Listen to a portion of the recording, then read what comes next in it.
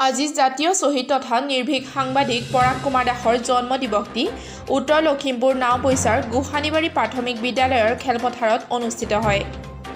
এই অনুষ্ঠানটি পৰাগ কুমাৰ দাস স্মৃতি সুৰক্ষা মঞ্চ অসমৰ উদ্যোগত আৰু গোসানীবাৰী যুৱকবৃন্দৰ সহযোগত আয়োজন কৰা হয়। এই সভাত উপস্থিত থাকে অসমৰ বিশিষ্ট সাংবাদিক তথা প্ৰাগ নিউজৰ উজনি অসমৰ bureau in chief Utpal Bora. তেওঁ পৰাগ কুমাৰ দাসক স্মৰণ কৰি সাংবাদিকতাৰ ওপৰত আৰু পৰাগ দাসৰ জীৱনশৈলীৰ ওপৰত অতি গুৰুত্বপূৰ্ণ মন্তব্য আগবঢ়ায়।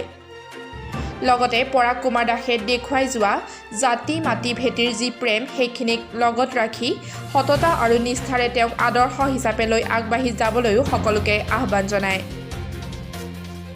2018-19 বৰ্ষৰ ডিব্ৰুগড় বিশ্ববিদ্যালয়ৰ ছাত্ৰ একতা সভাৰ সাধাৰণ সম্পাদক আৰু ছাত্ৰ মুক্তি সংগ্ৰাম সমিতিৰ কেন্দ্ৰীয় সহকাৰী সম্পাদক ৰাহুল চেত্ৰীও অনুষ্ঠানত উপস্থিত থাকে। আজিৰ দিনটো আপোনাৰ মোৰ প্ৰত্যেকজন সাংবাদিকৰ কাৰণে এটা অন্যতম স্মৰণীয় দিন, কাৰণ আজি অসমীয়া সাংবাদিক জগতৰ পিতামহ পৰাগ দাসৰ আজি জন্মদিন।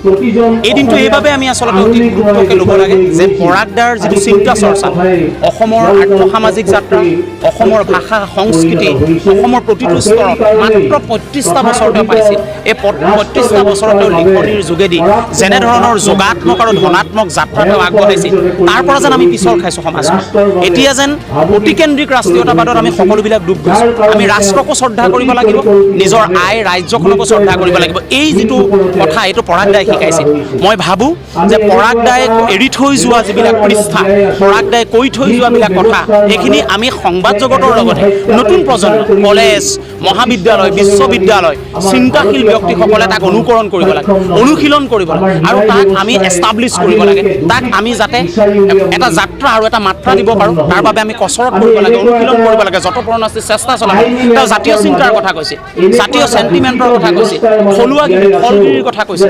এই কথাবিলাকৰ পৰা আমি পিছত খাইছোঁ। আমি আশা কৰিম নতুন প্ৰজন্মই এই কথাবিলাকৰ প্ৰতি একাত্ম হওক, ফলগিৰি জাতীয়তাবাদী কথাবিলাকৰ লগত একাত্ম। জাতি মাটি, আমাৰ মাতৃভাষা, আমাৰ এইখিনি নাথাকিলে আমি শূন্য, আমাৰ একো নাই, কবচ সেইখিনি।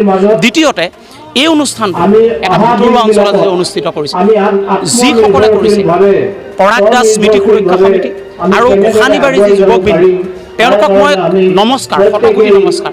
এই কামবোৰ কোনেও নকৰে আজিকালি, এই কামবিলাক আজি নকৰে। বেলেগ বহু সভা সমিতি হয়, কিন্তু পৰাগ দাই এৰি যোৱা পৃষ্ঠাবিলাক আমি আঁচুৰিব নিবিচাৰোঁ। গতিকে এইসকলে যিটো কাম কৰিছে মই তেওঁলোকক ধন্যবাদ জনাইছোঁ। এই অনুষ্ঠানটো উত্তৰণ কামনা কৰিছোঁ। বিস্তাৰিতভাৱে এই অনুষ্ঠানটো যাতে আগত দুয়োটাৰ পাৰত জিলিকিত সেয়া কামনা কৰিছোঁ। মই এটাই অনুৰোধ জনাম সংবাদ মাধ্যমৰ এজন আচলতে সাধাৰণ ব্যক্তি হিচাপে যে পৰাগ দাৰ যিটো যাত্ৰা, জাতীয়তাবাদী যাত্ৰা, জাতীয়তাবাদী চিন্তা, জাতীয়তাবাদী যিটো বিপ্লৱ, এই বিপ্লৱক পিছল খাইছোঁ আমি। তাক অত্যন্ত শক্তিশালীভাৱে আমি কিন্তু আগবঢ়াই লৈ যাব লাগিব।